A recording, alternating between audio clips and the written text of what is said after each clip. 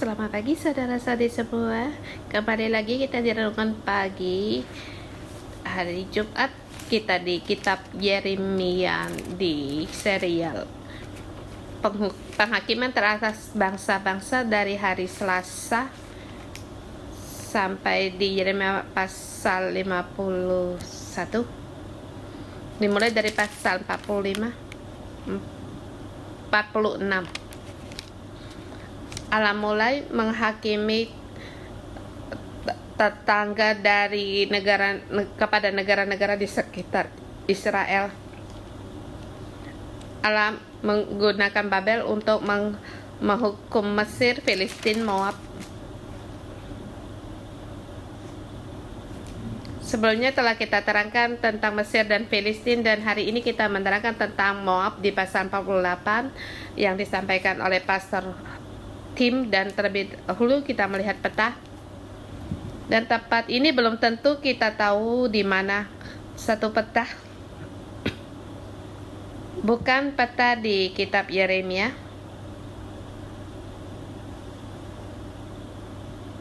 yaitu di zaman runtuhnya pemerintahan kerajaan Israel utara dan selatan, dan kita orang Aram dan orang Amun wilayahnya tidak berbeda.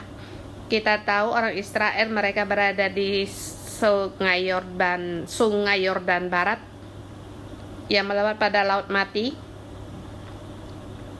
dan sebelah timur Sinar Yordan ada suku yang lain, dan sebelah utara yang paling utara yaitu orang Aram yang hari ini yaitu Suria, dan di tengah yaitu orang Amon hari ini di Yordan sebelah utara, dan selatan orang Moab yang sekarang di Yordan selatan.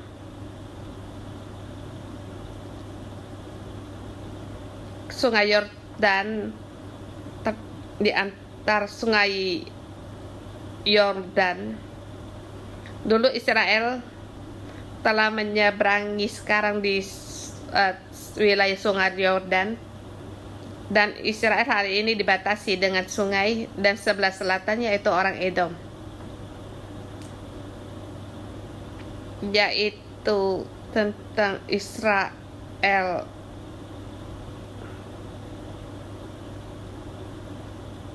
Saya mengatakan bangsa-bangsa, yaitu termasuk dalam di bangsa-bangsa orang ini seperti Hong Kong dengan orang Thailand, orang Vietnam, dan orang Amon dan orang Moab belum tentu musuh dari orang Israel. Sebaliknya, mereka juga adalah dilahirkan dari nenek moyang orang Israel, dan orang Amon dan orang Moab ya keturunan dari Lut. Ada kalanya mereka adalah musuh juga termasuk kerabat. Dan bangsa-bangsa termasuk yang di atas nanti akan kita lihat Babel. Selatannya itu Mesir. Di pasal 46 dan 50 Nabi Yeremia menyatakan tentang bangsa-bangsa.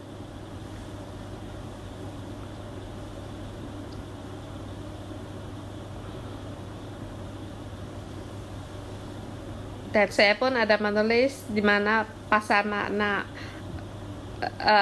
negara mana yang dihukum pasal 46, yaitu tentang penghukuman terhadap Mesir, 47 Filistin, dan hari ini mengenai Moab pasal 48.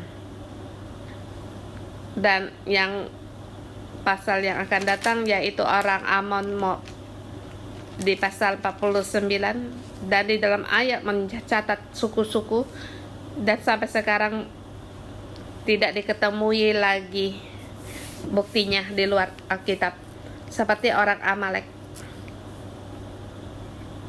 Hanya Alkitab yang menulis pernah ada suku ini, dan ada kemungkinan belum diketemui oleh arkeolog. Tapi orang Moab dan orang Amon dalam sejarah mereka tetangga, ada tertulis sejarah mereka hari ini mengenai orang Moab.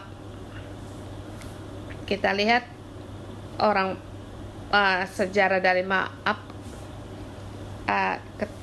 peninggalan dari Moab, yaitu batu Mesastel, raja Moab, diketemukan di Sungai Yordan di 840 sebelum Masehi, dan ini di sebelah timur peninggalan kuno.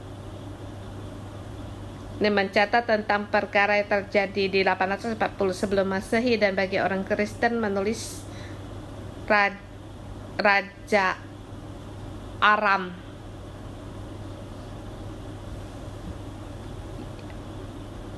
itu di zaman raja-raja yang terakhir, dan di dalam didengarkan apa perkara yang dilakukan oleh raja ini. Dan yang tertulis ini adalah prasasti, hampir sama, tapi ada juga perbedaan. Dan kita tahu orang Moab satu suku yang penting juga, tapi akhirnya dibinasakan oleh Babel. Kita lihat di pasal berikutnya, pada saat Yerusalem dibinasakan, selatan dan juga negara sekitarnya juga tidak terhindar, tidak kecuali. Dan tempat yang dijajahan oleh Babel, kita lihat di peta itu, yaitu di zaman Raja Nebukadnezar, Yerusalem di sini.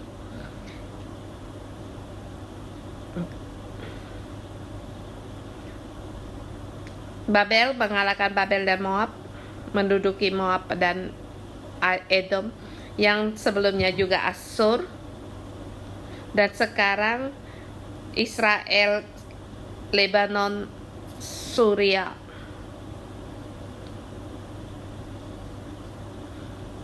Dan juga di tangan Babel. Orang Yahuda mengira Allah menggunakan Babel untuk menghukum Israel. Ditambah lagi bangsa-bangsa lain, dan juga di hari ini menyatakan juga penghukuman itu datang dari utara. Dan tokoh kita hari ini adalah Moab. Kemarin orang Filistin dosa mereka sebab mereka memperdagangkan manusia, dan juga tidak bersedia untuk memaafkan, sehingga Allah menggunakan Babel untuk menghukum mereka. Dan hari ini berkata Moab, apa kesalahan mereka sehingga Allah menggunakan Babel untuk menghakimi mereka? Kata pengantar terakhir, Moab dengan Israel, mereka mempunyai hubungan yang erat dengan Israel. Daud juga mempunyai keturunan dari darah orang Moab. Yesus juga termasuk ada sedikit keturunan dari Moab, sebab Ruth adalah keturunan nenek moyang mereka, dan orang Moab Ruth adalah orang Moab. Jadi orang Moab tidak sama dengan orang Filistin. Allah seluruhnya membinasakan orang Filistin, tetapi terhadap Moab tidak mempunyai kehendak yang demikian. Kita lihat orang Moab, adakah pertobatan dari mereka? Dengan tema hari ini, Allah menghakimi penghakiman atas bangsa-bangsa, dan juga Allah mengasihani bangsa-bangsa. Dan hari ini ayat cukup panjang. Allah menggunakan bangsa-bangsa ayat 1 sampai dengan 46, dan sampai di ayat 47, dan yang terakhir yang di situ tertulis, tetapi aku memulihkan keadaan Moab di kemudian hari, demikianlah firman Tuhan, seperti dengan janji Allah kepada umat Israel untuk kembali Yerusalem, demikian juga Allah berjanji untuk memulihkan Moab.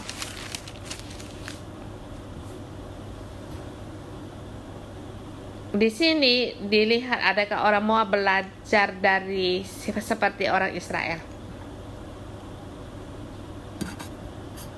Di pasal 12 Yeremia ada ditulis dengan jelas, penghukuman Allah terhadap bangsa-bangsa bukan hanya menghakimi, tetapi juga ada janjinya. Pada saat bangsa-bangsa mereka balik bertobat, Allah akan mengasihani mereka. Dan ayat ini dibagi dalam hari ini dibagi 4 bagian. Ayat 1 sampai 7 itu poin yang pertama. Ayat 1 sampai 10 poin pertama. Dengan Anda mengandalkan diri sendiri pasti akan dipermalukan.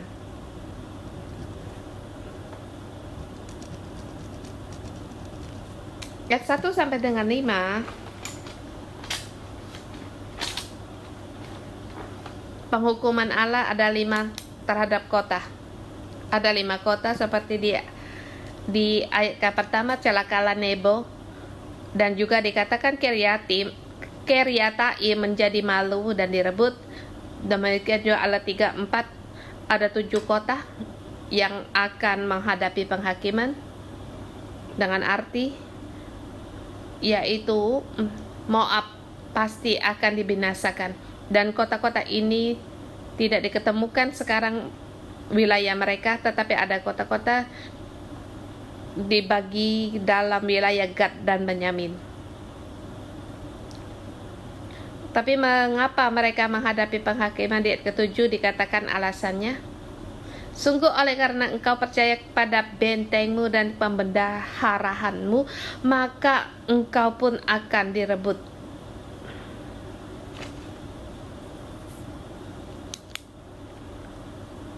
Kamu akan pergi ke dalam pembuangan bersama para imam dan pemukanya.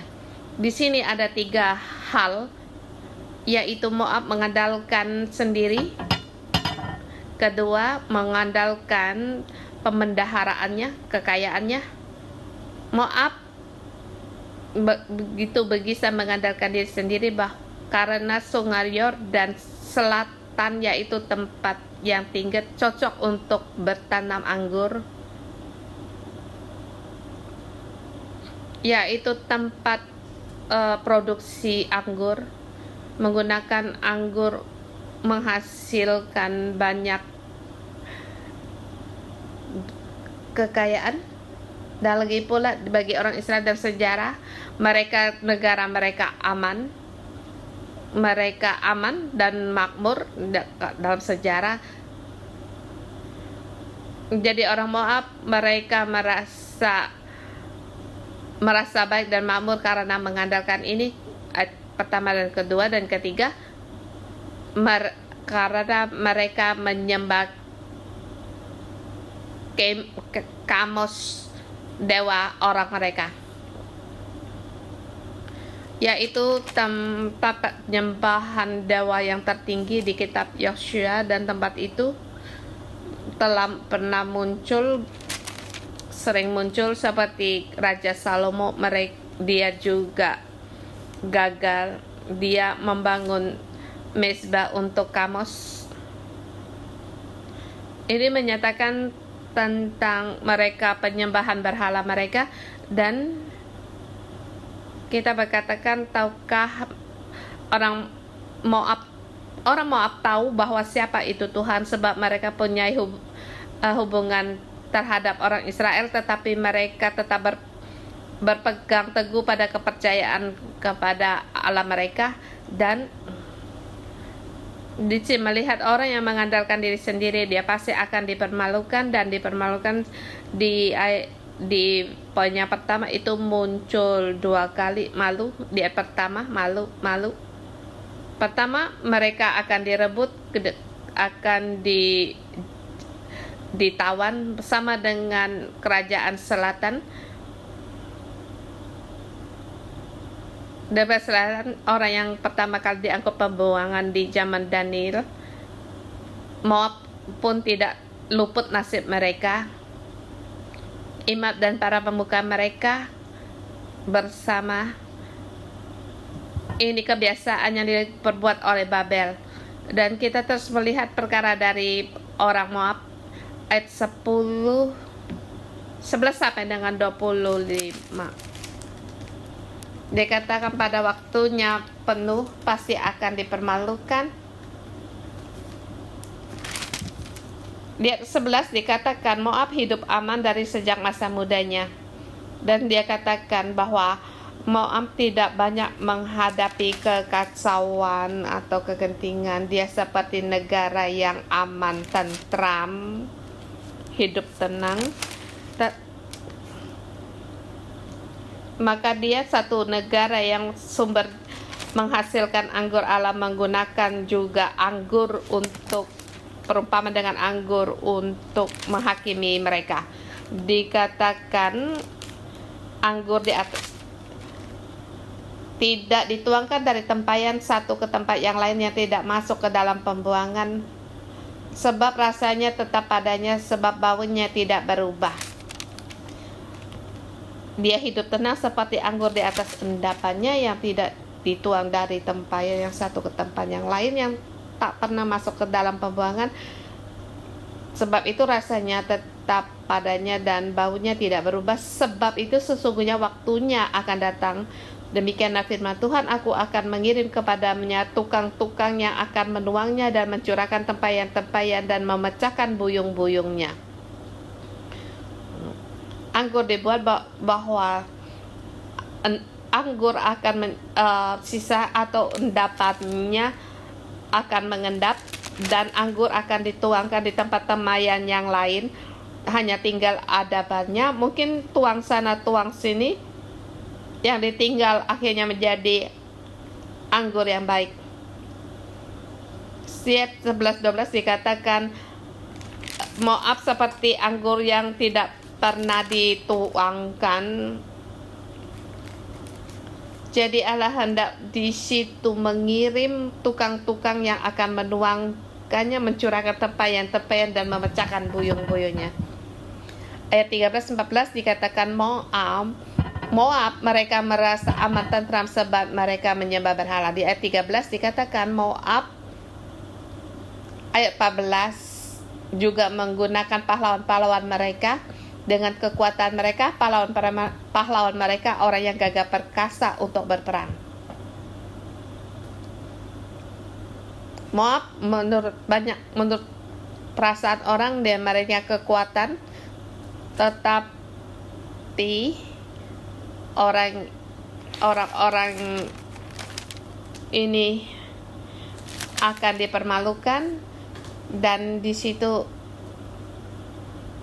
di ayat 16-17 di situ mulailah meratap. Banyak di situ ratapan. Moab satu suku yang baik, tetapi di masa ketenangan, di hari yang sudah hampir datang, malah mereka akan menghadapi penghakiman. Dan kemudian kita pun harus bertanya kepada hidup kita orang sering berkata tentang tempat yang aman. Mungkin di tempat kerjamu kamu bekerja cukup lama, kamu mulai bekerja secara otomatis, kamu merasa kedudukanmu, pekerjaanmu telah diusahakan dalam cukup lama, kamu merasa di usaha ini kamu merasa teguh. Pada saat aku tidak sendiri untuk berhenti, maka pekerjaanku tidak akan ada perubahan besar. Dan setiap merasa pekerjaan yang aman, ada kalanya kita merasa menggunakan kekuatan kita untuk menghasilkan tempat yang aman ini. Pada saat kamu merasa aman, kamu mulai melupakan Allah, sebab kamu merasa menggunakan upayamu sendiri. Tidak ada sesuatu yang perlu untuk mengandalkan Allah. Ada kalanya juga orang dalam terhadap hubungan perasaan juga merasa aman seperti Moab. Situasi mereka kepada orang sekarang yang percaya Tuhan Yesus juga berkata kepada kita, sel grupmu, gerejamu adalah juga tempat yang aman. Saya ingat ada seorang pendeta berkata kepada saya, kalau setelah sel group dia merasa aman, tenang, sama menyukai sesama, hubungan harmonis, maka mereka tidak suka ada anggota sel yang baru. Kalau ada orang lain masuk, saya tidak suka keputusan ketua sel ini sebab akan merusak hubungan yang baik, keadaan aman ini. Maka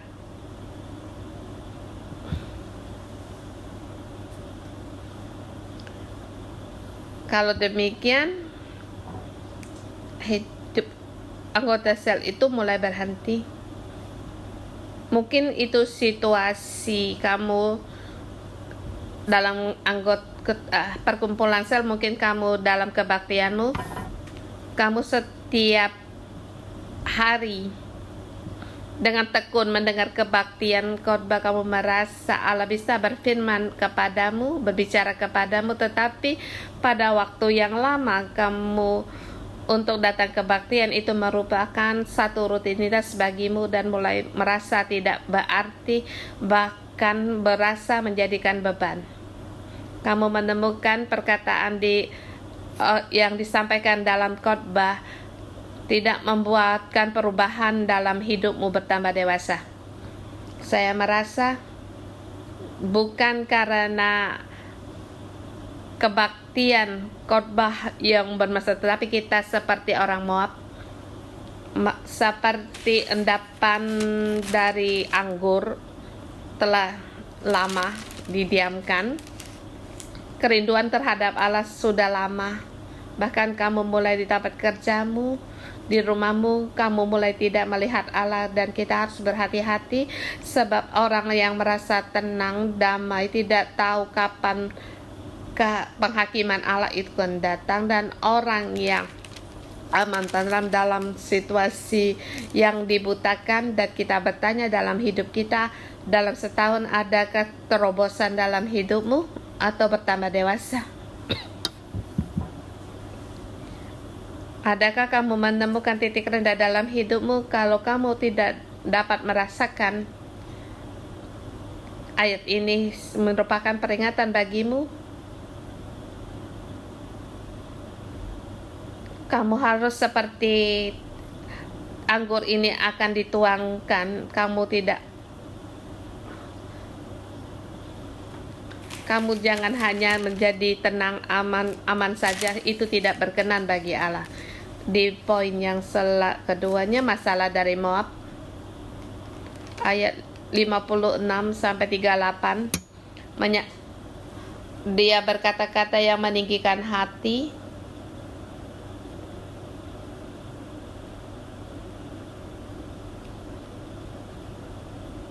Orang yang meninggikan hati akan dipermalukan. Di 26-27 dikatakan, buatlah dia mabuk sebab dia membesar-dirikan terhadap Tuhan. Artinya tinggi hati. Bahkan di 27 dikatakan, apakah bukan Israel tadinya yang menjadi tertawan bagimu? Apakah dia terdapat di antara pencuri-pencuri sehingga engkau menggeleng-geleng kepala setiap kali engkau berbicara tentang dia?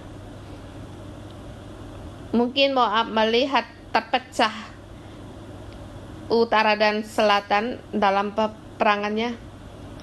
Moab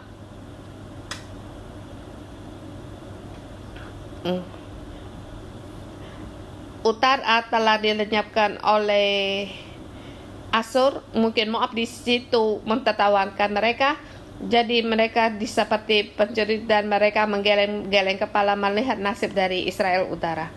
Maka dikatakan orang Israel mereka membesarkan diri, mereka akan dalam keamanannya mereka angkuh, mereka sombong, mengatakan sekarang aku sangat baik, kamu sangat buruk. Saya tidak tahu mengapa tetangga negaraku sampai mengalami nasib yang demikian. Kamu negara Timur Tengah, aku juga di Timur Tengah, mengapa nasibmu sampai begini? Maka di ayat 30 dikatakan, aku ini kenal keponggahannya, demikianlah firman Tuhan, tidak benar cakapnya dan tidak benar perilakunya.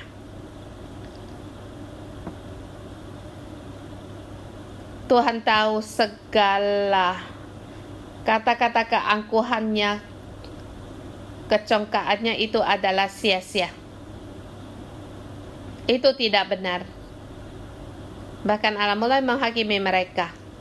Kemudian 31 sampai dengan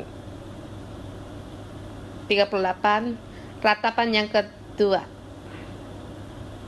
Dikatakan Moab awalnya bersuka tempat yang penuh dengan sukaria, tetapi sekarang Allah hendak menghukum mereka.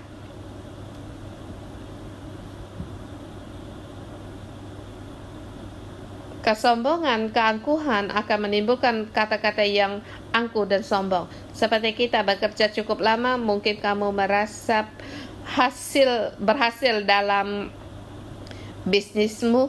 Mungkin kamu bisa meremehkan orang yang menghina orang yang baru masuk kerja, rekan kerjamu. Umurku sama denganmu, mengapa levelku lebih tinggi, kamu lebih rendah dari 2 level? Pasti kamu daya kerjamu kurang, mungkin komunikasimu bermasalah. Kalau kamu pintar, kamu tidak akan mengucapkan kata-kata itu, tapi hatimu berkata, kita bersama, kamu adalah kepala rekanmu, atau terhadap rekan kamu berkata, aku dulu baru masuk mengerja begitu banyak, kamu mengerjakan begitu dikit. Dan sekarang anak-anak muda sekarang dalam 2 patah berkata ingin mati. Ya tentu saya berkata bukan itu satu yang tidak seluruhnya demikian. Tetapi pada waktu kamu merasa aman dan tentram, kamu akan berkata-kata yang membesar-besarkan, berkata-kata yang menyombongkan. Dan ini mencerminkan Moab. Kita juga meremehkan orang lain, menghina orang lain. Kita mengira seperti Moab menghadap Israel tidak timbul permasalahan, kita pun akan demikian, sebab Allah akan menghukum kesombongan Moab. Dan mungkin juga kita punya kesombongan rohani, yaitu aku lebih rendah diri darimu, aku melayani lebih banyak darimu, rekan kerja melihat saya menggunakan saya lebih banyak lagi, sebab hidup saya lebih baik dari kamu. Dan bisa di mimbar berikan kesaksian, bahkan berkhotbah, bahkan bagi jemaat aku lebih punya kelebihan lagi. Dan hari ini kita melihat kesombongan rohani, sebab kita punya sifat yang demikian. Allah tidak berkenan bagi kita. Moab karena demikian menghadapi penghakiman. Dan di poin yang keempat, 39 sampai 47, Moab masih mendapatkan belas kasihan Allah. Ayat 39-40, bagaimana Babel melenyapkan Moab. Ini adalah satu ratapan. Ayat 40 dikatakan, sebab beginilah firman Tuhan, sesungguhnya ia datang melayang seperti burung raja wali dan melayang sayapnya di atas Moab. Musuh ini yaitu Babel. Babel akan mengepung Moab dan merebut kota-kotanya. Kita tahu sampai akhirnya Allah menggunakan Babel untuk menghukum Moab. Di ayat 46, rakyat dari orang-orang Moab juga akan dibawa ke pembuangan. Bukan hanya orang Israel yang dibawa ke pembuangan, tetapi juga di negara tetangga mereka. Tetapi pada akhirnya Allah pun menunjukkan kasih-kasihannya. Di ayat 47 dikatakan, tetapi aku akan memulihkan keadaan Moab di kemudian hari, demikianlah firman Tuhan. Ini menyatakan sama dengan Israel mereka kembali dari pembuangan. Pada saat Persia bangkit menaklukkan Babel, raja pertama yaitu Kores. Dia mempunyai pemerintahan untuk mengembalikan para orang tawanan, dan demikian orang Israel dikembalikan Yerusalem dan orang Moab kembali ke tempat mereka. Bersamaan waktu melepaskan dari berbagai suku, dan demikian juga di kitab Yeremia di 1 dikatakan, kalau bangsa-bangsa belajar jalan kebenaran dari rakyatku, waktu mereka meneladani mereka,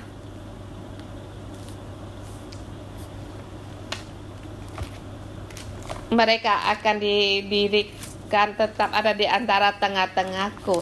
Tetapi kalau bangsa-bangsa tidak mau mendengar, aku akan menyambut bangsa-bangsa itu dan dibinasakan.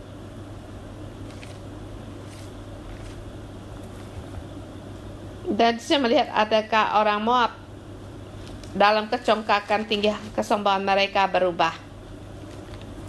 Dan dijelaskan dalam Alkitab, adakah pertobatan bagi orang Moab dari silsilah Yesus, atau di sini menulis adakah kembali dari pembuangan orang Moab. Kita bisa menyampaikan bahwa orang Moab ada kembali kepada Tuhan. Di sini kita melihat satu penghukuman yang data penghakiman terhadap penghakiman di kitab Yeremia bukan untuk membinasakan sebagai orang-orang, tetapi tujuannya untuk membawa pengharapan. Sebab dengan penghakiman hanya membawa hati orang-orang kembali kepada Tuhan. Dan juga di Moab menggunakan 47 juga mengatakan tentang penghakiman, tetapi jiwa kita jangan berhenti dalam penghakiman. Kita harus melihat dalam penghakiman Allah, belas kasihan Allah. Kita tahu Allah menanti bangsa-bangsa